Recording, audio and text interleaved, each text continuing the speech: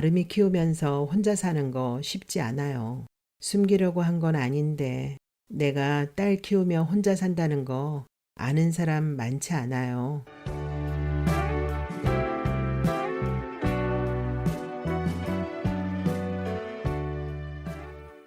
그녀를 만났다. 이근미. 저 여자 누구더라? 낯이 익은데. 판길은 고개를 숙이고 나가는 여자를 보면서 연신 갸우뚱거렸다. 이리저리 되짚어봐도 도무지 떠오르지 않자 판길은 담뱃갑을 챙겨 사무실을 나섰다. 담배 한 대 피우겠다고 밖에까지 나가는 게 구차스러웠지만 어쩌랴. 아무리 견디려고 해도 숨이 가빠지면서 도무지 집중이 안 되는 걸. 겨울이 다 갔다지만 얇은 점퍼 차림으로 나오니 바람이 제법 차다. 언제 나왔는지 강 의원이 계단 아래서 어깨를 움츠린 채 담배를 피우고 있었다. 마침 불어오는 바람에 한 줌도 안 되는 강 의원의 앞머리카락이 부스스 일어났다가 수세미처럼 엉켜버렸다. 어제 집에 안 들어갔는지 뒷단이 터져서 늘어진 콤비를 그대로 입고 있었다. 판길은 강 의원을 대할 때마다 자신의 미래를 보는 것 같아 가슴이 짠했다. 담배 물고 인상 팍 쓰면서 기사 써야 특종이 나오지. 사내 놈들이 커피 홀짝이면서 손가락만 까딱이니 파워가 없잖아.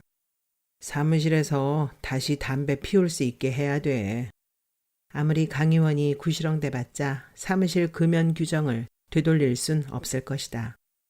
판길이 담배를 한 모금 빨아 목구멍 깊이 넘길 때 먼저 나갔던 여자가 계단을 내려왔다. 바람 때문에 긴 머리카락이 얼굴을 덮자 여자가 신경질적으로 고개를 흔들었다. 머리카락을 귀 뒤로 넘길 때 설핏 보이는 얼굴이 몹시 창백해 보였다. 여자가 지나가자 강 의원이 판길을 쿡 찔렀다. 왜 그렇게 봐? 마음에 드냐? 아니요, 그냥 낯이 익어서. 아까 우리 사무실에 왔다 간 여자예요. 프리랜서겠지 뭐. 긴 머리 휘날리는 여자는 남자의 가슴을 흔들지. 대학 다닐 때 나도 긴 생머리 여자랑 가슴 설레는 연애를 했었는데 말이야. 강 의원이 대학이라고 할 때 판길의 머리에서 뭔가 쨍하고 울리는 게 있었다. 박가림. 그래, 그녀였다. 가슴에 한 줄기 싱그러운 바람이 지나가는 기분이었다. 그녀를 다시 보게 될 줄이야. 매달 마감에 맞춰 자질구레한 원고나 정리하면서 쭉쭉 뻗어나가는 후배 기자들에게 질투도 위협도 느끼지 않은 지 오래된 판길은 자신에게 변화가 시작될 거라는 기대를 잠깐 가져보았다. 답답하던 시절 비상이라는 공간이 자신을 숨쉬게 해주었을 때처럼. 학생운동으로 대학이 몸살을 앓던 1980년대 끝자락, 학우들은 걸핏하면 스크럼을 짜고 진입로를 내려갔고 그때마다 최루탄이 펑펑 터졌다.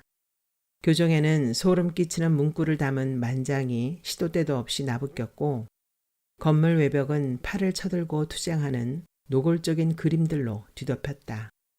판길은 어떤 이념 서클에도 가입하지 않았다. 무슨 대단한 신념이 있어서 그런 건 아니었다. 학생이 학교 수업을 외면한 채 끼리끼리 모여 사상 서적에 코를 박고 학습하는 건 잘못되었다는 생각 때문이었다. 자연히 늙으스레한 복학생들과 어울리게 되었고 그들과 함께 비상이라는 동아리를 결성하기에 이르렀다. 정치 구호가 나부끼는 대학에서 이념과 선입견에 구애받지 않는 자유로움을 표현하자는 모임이었다. 축제 기간의 비상에서는 설치전을 기획했다. 판길은 곰곰이 생각하다 예술대 입구에 있는 나무에 빨랫줄을 치고 여자 속옷을 널어놓는 다소 전위적인 작품을 출품했다.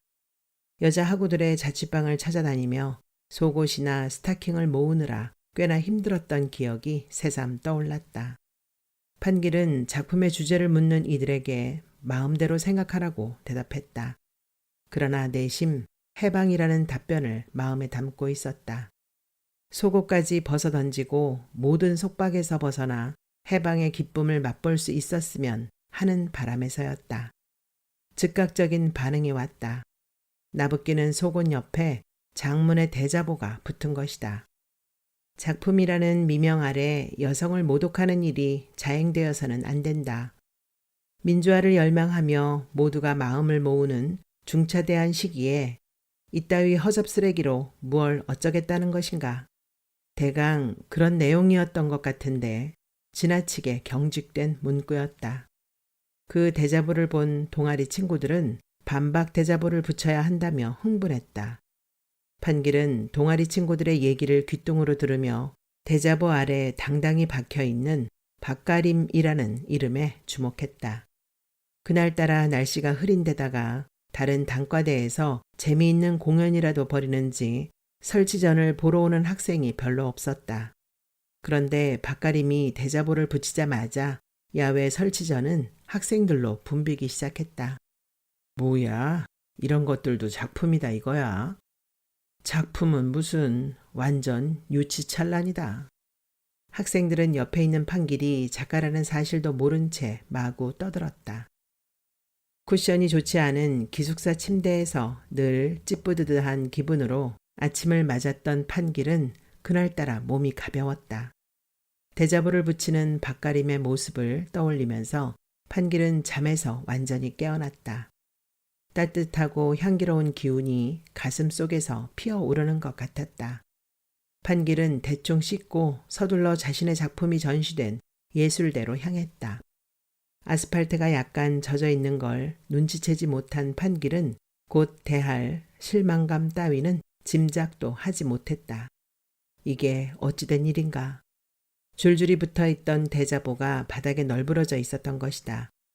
그제야 밤새 비가 내린 걸 안 판길은 다리에 힘이 쭉 빠지는 기분이었다. 다음 순간 판길은 놀라서 주저앉고 말았다. 나무 사이에 빨랫줄을 설치해 걸어 놓았던 작품, 아니 속옷들이 다 사라지고 없었던 것이다. 황급히 주변을 살펴봤지만 속옷은 보이지 않았다. 허탈한 마음에 어찌할 바를 모르는데 창식이 멀리서 손을 흔들며 달려왔다. 이거 뭐야? 오랜만에 예술이 꽃피나 했는데 갑자기 왜 비는 와가지고. 판길은 씁쓸한 미소를 지으며 빨랫줄을 손가락으로 가리켰다. 뭐야, 작품이 다 사라진 거야? 이건 테러지. 어제 분명히 회화가에서도 작품으로 인정했는데 어떤 놈이 작품을 유기한 거야? 곧이어 비상회원들이 몰려들었고 뿔뿔이 흩어져서 작품인지 속옷인지를 찾으러 나섰다. 오전 내내 학교 쓰레기통을 다 뒤지고 다녔지만 속옷은 어디에도 없었다. 허탈한 기분으로 동아리방에 모였을 때 모두가 같은 의견을 냈다. 박가림, 그녀가 속옷을 치워버렸을 거라는. 판길은 냉철해 보이는 그녀가 그런 짓을 하진 않았을 거라고 생각했지만 잠자코 있었다. 속옷의 행방은 알 수 없었고 예술 논쟁은 백일몽이 되어버렸다. 즐거운 소라는 하루 만에 가라앉고 캠퍼스는 또다시 정치 구호로 뒤덮였다. 식욕은 없었지만 저녁을 때우기 위해 기숙사 앞에 있는 학생 식당으로 갈 때였다. 어디서 나타났는지 박가림이 판길의 앞길을 가로막았다. 잘 됐네요. 내일 비상 동아리방으로 가려고 했는데 여기서 마주치다니. 후배들을 시켜서 저를 찾았다고요? 작품을 찾으러 다닌다더니 후배들이 박가림을 수소문한 모양이었다. 그런 적 없습니다만. 분명히 말해두겠는데요. 저는 당신의 그 대단한 작품에 절대로 손대지 않았습니다. 또 하나, 공감할 수 없는 작품은 공해라는 것도 말하고 싶네요. 판길은 어제부터 그녀가 쏟아낸 공격적인 단어야말로 공해라는 생각이 들었다. 예술은 모든 사람을 공감시키기 위해 존재하는 게 아닙니다. 예술? 박가림은 입술을 일그러뜨리며 묘한 웃음을 웃더니 몸을 획 돌려 가버렸다. 박가림의 긴 머리카락이 자신의 얼굴에 스치기라도 하듯 몽롱한 표정으로 앉아있던 판길은 김편이 어깨를 툭 치자 퍼뜩 정신을 차렸다. 기자들은 김 편집장을 줄여서 간단하게 김편이라고 불렀다. 이판길, 오늘 넘기기로 한 거 왜 아직 전송 안 하는 거야? 오늘은 왜 넋이 빠져서 그래? 가벼운 원고들을 빨리빨리 처리해야 마감 때 안 몰리지. 김편이 다시 재촉할 때 마침 후배 기자가 들어왔다. 판길은 후배 앞에서 야단 맞는 것만큼은 피하고 싶어 편집장 자리로 가서 내일 반드시 넘기겠다는 약속을 했다. 판길은 잠시 망설이다가 작은 소리로 질문했다. 아까 사무실에 왔다간 박가림 씨, 왜 온 거예요? 김편은 눈이 휘둥그레져서 박가림을 어떻게 아느냐고 물었다. 아는 건 아니고 우리 학교 출신이거든요. 그래? 여성지 김 부장에게 추천받은 자유기고가야. 이번 달에 남성 다이어트에 관한 기사를 실어볼까 해서 앞으로 좀 소프트한 정보 기사를 정기적으로 넣을까 해. 아직 기사를 맡긴 건 아니고 어떤 걸 하면 좋겠는지 의논만 했지. 사실 속옷 설치전 이후 박가림에 대해 각별한 감정을 가질 만한 사건이 있었던 건 아니다. 그날 대학 식당 앞에서 획 돌아간 박가림을 졸업할 때까지 몇 번 보긴 했지만 언제나 그녀 옆에는 남자가 있었다. 박가림과 함께 걷던 이들 중에 판길이 아는 남자는 총학생회 홍보부장 김현우 정도였다. 학교서 마주치면 박가림은 판길을 봤는지 못 봤는지 대개 외면했고 판길은 멀리서라도 그녀를 보면 툭 떨어지는 가슴을 추스르며 황급히 발걸음을 재촉했다. 속옷은 끝내 찾지 못했다. 협찬을 해준 여학생들이 속옷을 돌려받지 않겠다고 하여 설치 전 해프닝은 그쯤에서 마무리되었다. 온통 회색인 대학 시절의 기억 속에 채색된 하루를 선물한 그녀. 그것만 해도 판길은 박가림이 고마웠다. 10년도 훨씬 지나 거의 있다시피 한 그녀를 다시 만났다. 판길은 이것을 좋은 신호탄으로 받아들이고 싶었다. 종일 대학 시절의 해프닝에 빠져있던 판길은 정신을 차리고 명사들에게서 받은 원고를 점검했다. 메일 박스를 열어봤지만 오후까지 보내주겠다고 철석같이 약속한 두 사람의 원고는 보이지 않았다. 명사들의 원고를 묶은 옴니버스 형태의 꼭지는 힘만 들고 빛이 나지 않는다. 주요 기사를 읽게 하기 위한 일종의 미끼인 셈이다. 입지를 기다리며 종일 낚싯대를 들고 있어 봤자 박수는 대열을 낚은 특종 기자에게 돌아간다. 하지만 이 자리까지 오기도 얼마나 힘들었던가. 제대로 훈련받은 적이 없는 판길은 강 의원의 폭포수같이 쏟아지는 날선 지적을 고스란히 감내해야 했다. 지금은 늑다리 뒷방 신세가 된 강 의원이지만 본지 편집국 사회부 시절 날리던 민원 기자였다. 야 임마, 넌 삼박자가 다 안 맞아. 기자는 기사 찾는 감각에다 섭외력이 있어야 하는데 그것도 안 되지. 일단 섭외가 되면 취재력이 있어야 하는데 맨송맹송한 얘기만 끌어대지. 문장력은 기본인데 글이 안 되지. 그러니까 너는 진행이나 하고 설문조사 같은 거나 해라. 그래서 설문조사나 대담기사, 옴니버스 기사 같은 걸 맡게 되었다. 한마디로 잡동사니 담당이었다. 하지만 이런 기사가 잡지의 양념 역할을 톡톡히 해 판길은 나름대로 자리를 구축하고 있긴 했다. 김편, 밥 먹으러 안 가? 강 의원의 재촉에 김편이 일어날 때 판길은 비로소 배가 고프다는 걸 깨달았다. 딱히 저녁에 만날 사람도 없고 일찍 가봐야 기다리는 사람도 없어 판길은 저녁 식사도 거의 회사에서 해결하는 편이었다. 김편이 판길에게 함께 가자는 손짓을 했다. 김편은 사내식당 대신 회사 근처 중국집으로 앞장섰다. 함께 식사하러 가면 요리조리 빼면서 절대 밥값을 계산하지 않는 강 의원이 싱글벙글 하는 모습을 보니 판길은 서글픈 생각이 들었다. 김편은 오늘 저녁 일을 작파하려는지 게살 스프와 깐풍기에다 빼갈까지 시켰다. 김편이 판길에게 술을 가득 따라주더니 씩 웃었다. 박가림 씨, 싱글이란다. 여성지 김 부장한테 물어봤지. 판길이 네가 오랜만에 관심을 보인 여자여서 내가 일부러 전화했다. 순간 판길은 대학 시절 대자보를 붙이던 박가림의 싱그러운 모습을 떠올렸고 아직도 그녀가 싱글이라는 말에 귀가 솔깃했다. 내가 팍팍 밀어줄 테니 일륜지 대사 한번 만들어 봐. 너 내년이면 40이다. 부록이 무슨 뜻인지 알아? 가슴이 얼어 안 움직인다는 의미야. 올해 활활 불살라 봐라. 박가림이 누구냐던 강유연은 낮에 잠시 스쳤던 그녀를 용케도 기억해내고 갑자기 흥분했다. 아, 생머리 찰랑이던 그 여자? 분위기 있던데. 나도 요즘 가슴 떨리게 하는 여자 어디 없나 그 생각뿐이다. 마누라는 가족이지 여자가 아니거든.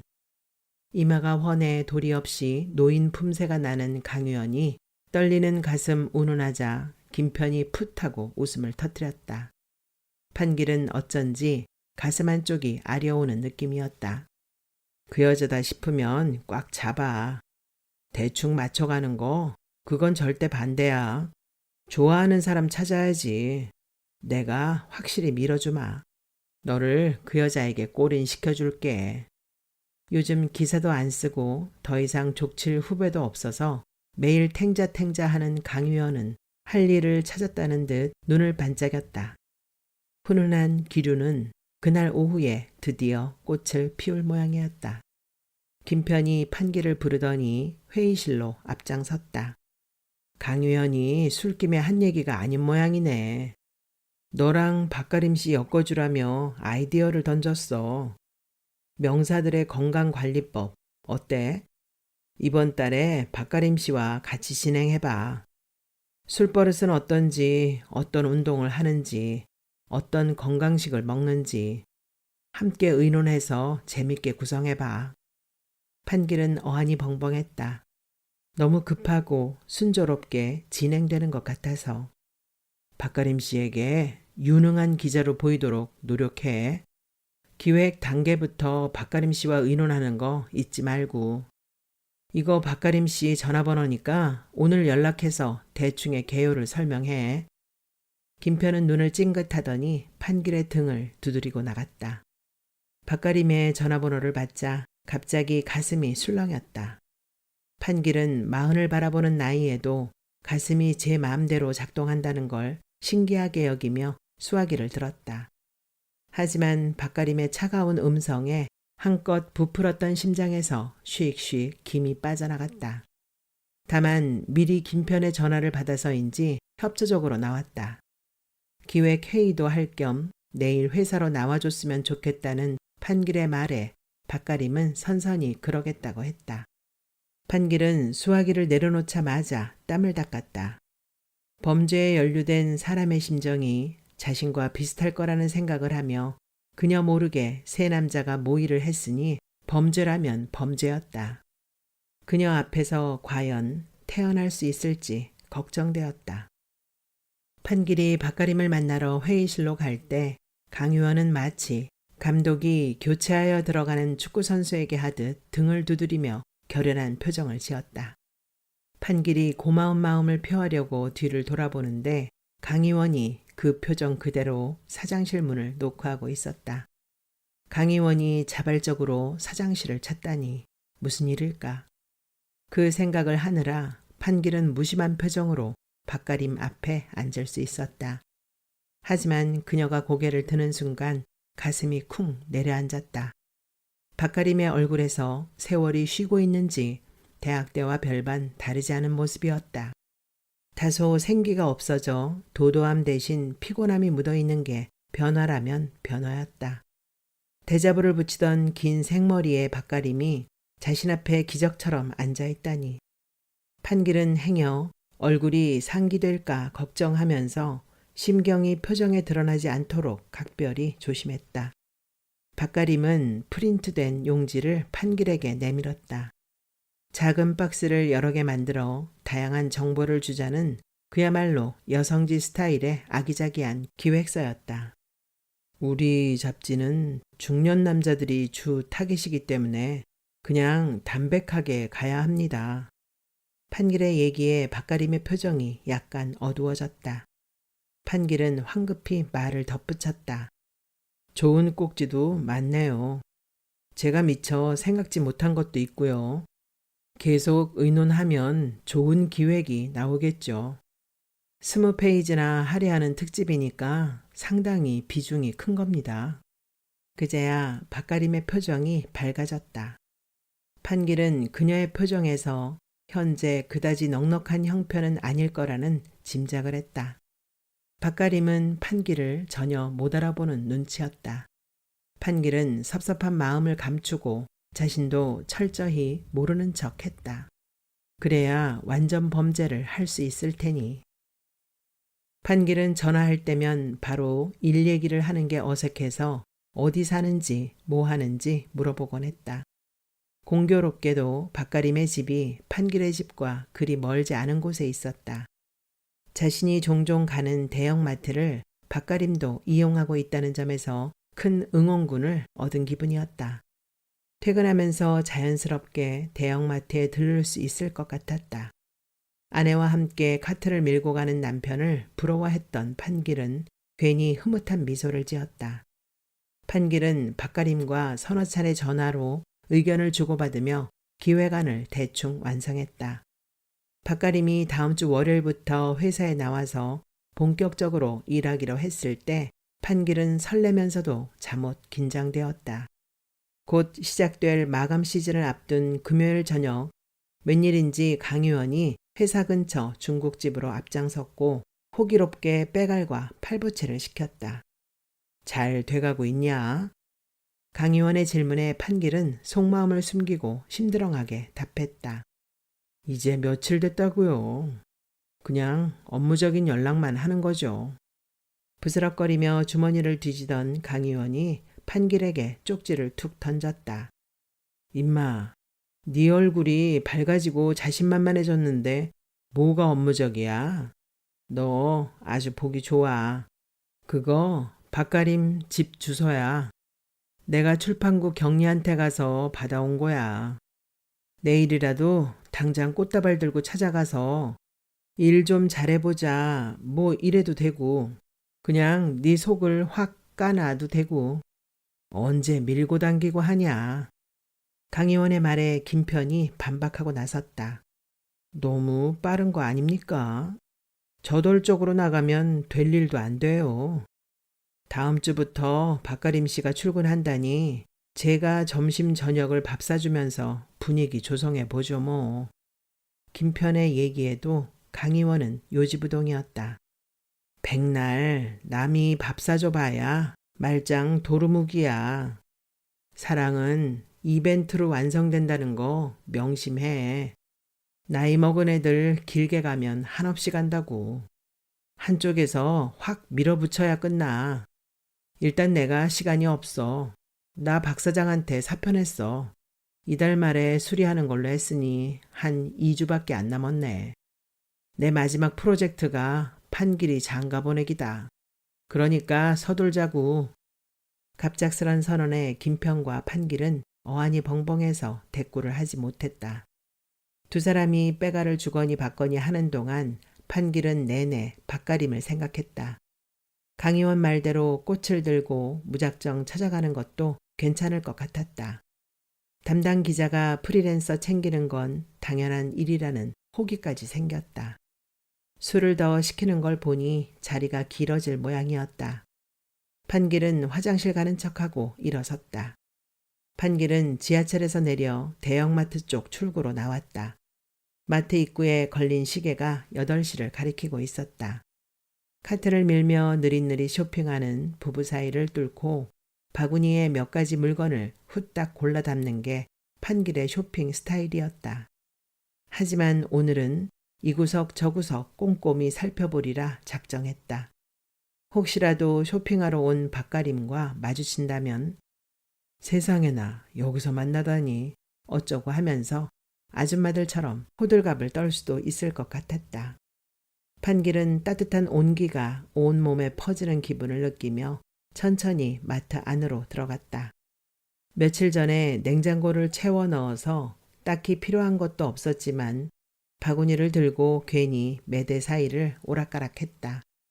긴 머리만 보면 가슴이 쿵 내려앉았다. 요즘 판길은 가슴이 제멋대로 작동하는 게 신기하기도 하고 소중하기도 했다. 추억이 있고 젊은 시절을 서로 기억해 줄 수 있는 상대라는 게 무엇보다도 기쁘고 다행스러웠다.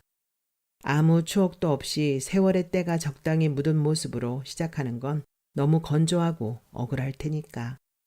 판길은 와인 코너로 가서 시음을 했다.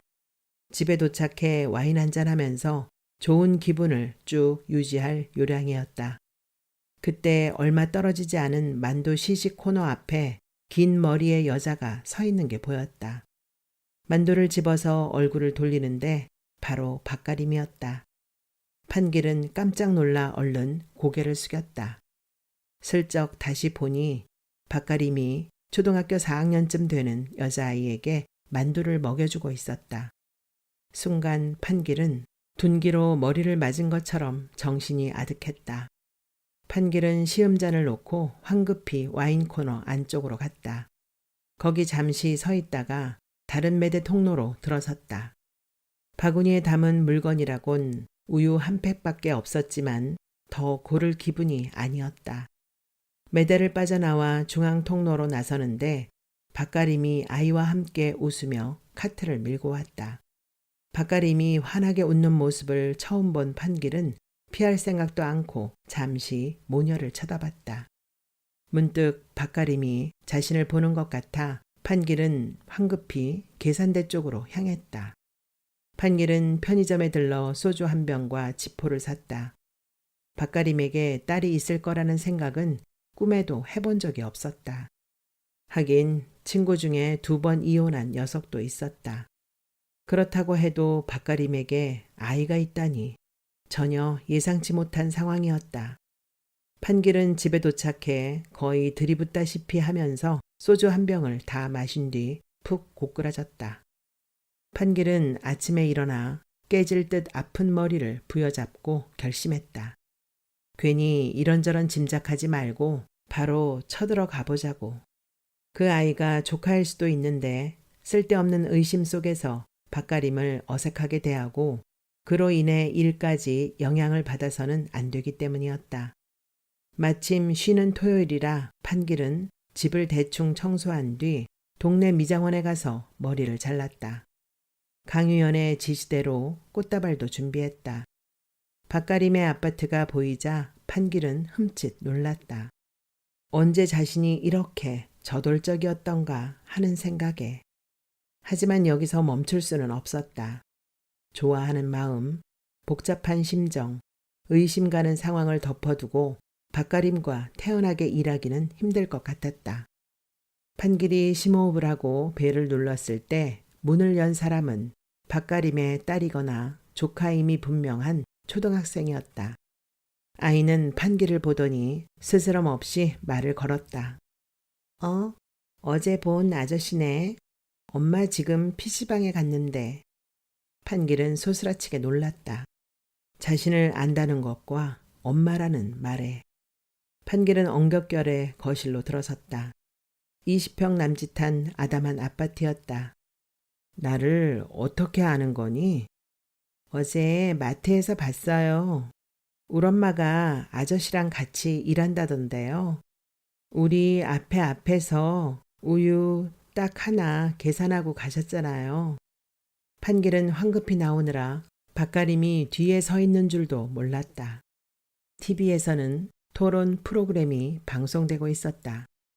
너 어른들 토론 프로그램 보니? 수준이 높네. 아니요. 우리 아빠 나올 때만 봐요. 토론은 밤늦게 하니까 졸려서 볼 수가 없어요. 그래서 주말에 케이블에서 재방송할 때 보는 거예요. 판길은 그제야 박가림의 남편이 누군지 깨달았다. 사실 자막이 없었다면 김현우를 알아보지 못했을 것이다. 정치 평론을 하면서 시민 운동을 하는 그를 TV나 신문지상에서 가끔 본 적이 있지만 살이 너무 쪄서 대학 때 총학생회 홍보부장이라는 사실을 깨닫지 못했던 것이다. 판길은 갑자기 불에 댄 듯 놀라서 일어섰다. 부부가 함께 들이닥쳐 그날의 속옷 설치전 주인공이 온 줄 알면 얼마나 웃을 것인가. 박가림이 기혼녀인 줄도 모르고 그때 그 마음을 여태껏 품고 있는 순정남쯤으로 생각할 것 아닌가.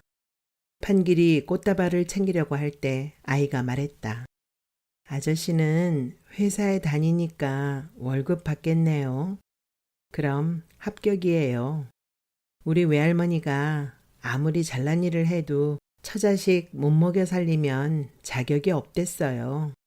우리 엄마 재혼 상대는 무조건 월급 받는 사람이어야 한대요.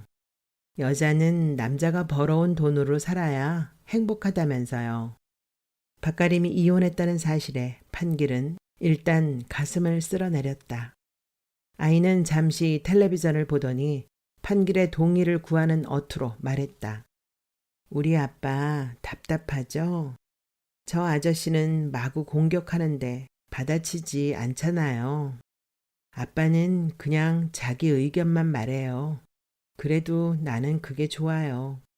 괜히 남의 말꼬리 잡고 공격하는 아저씨들은 싸움꾼 같아요. 아이는 한숨을 푸 내쉬더니 판길을 바라보며 체념하듯 말했다. 걱정 마세요. 우리 엄마가 결혼하면 저는 아무리 아빠가 나오는 프로그램이어도 안 볼 거예요. 외할머니가 그래야 된댔어요. 새아빠랑 빨리 친해져야 집안에 평화가 온다면서요. 나는 엄마가 행복해졌으면 좋겠어요. 우리 집 컴퓨터 속도가 느려서 엄마가 자료 찾을 일 있을 때면 PC방에 가요. 저 학원비 때문에 컴퓨터도 못 바꾸고 매일 미안해요. 우리 엄마랑 일할 때 잘해주세요. 판길은 속이 꽉 찬 아이의 눈을 가만히 응시했다. 판길은 좀 망설이다가 꽃다발을 그대로 두고 돌아왔다. 판길은 아무래도 강의원과 의논을 해야 할 것 같았다. 박가림과 관계된 사안이라고 하자 강의원은 토요일 저녁인데도 흔쾌히 나타났다. 판길은 급하게 소주를 따른 다음 어제 마트에서 있었던 일과 박가림의 딸 만난 얘기를 털어놓았다. 그래서 문제가 뭔데? 딸이 있어서 걸린다는 거야?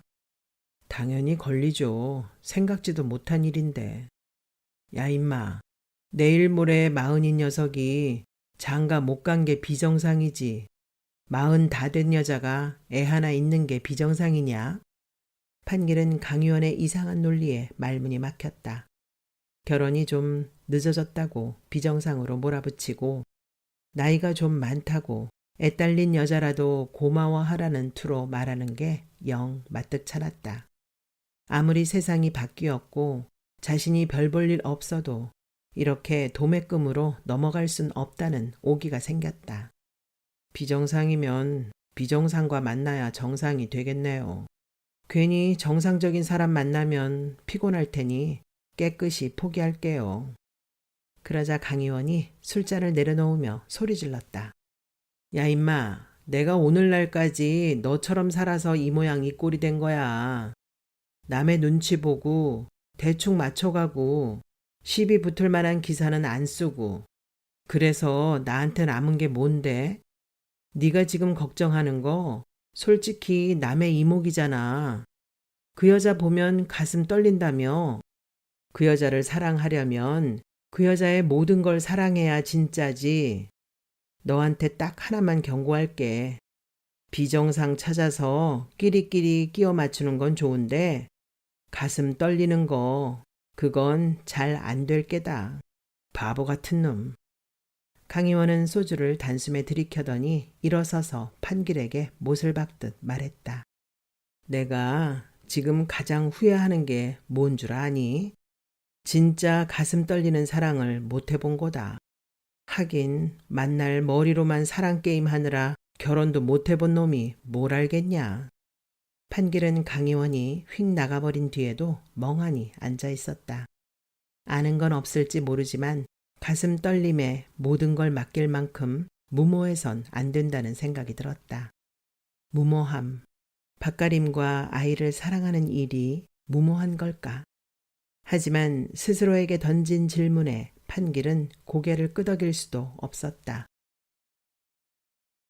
뜻밖에도 박가림으로부터 전화가 왔다. 사실은 전혀 뜻밖이 아니었다. 담당 기자가 느닷없이 꽃다발을 놓고 갔으니 전화를 하지 않는 게 오히려 이상한 일이다. 지금 만나고 싶다는 말에 판길은 술집 위치를 알려주었다. 그녀가 온다니.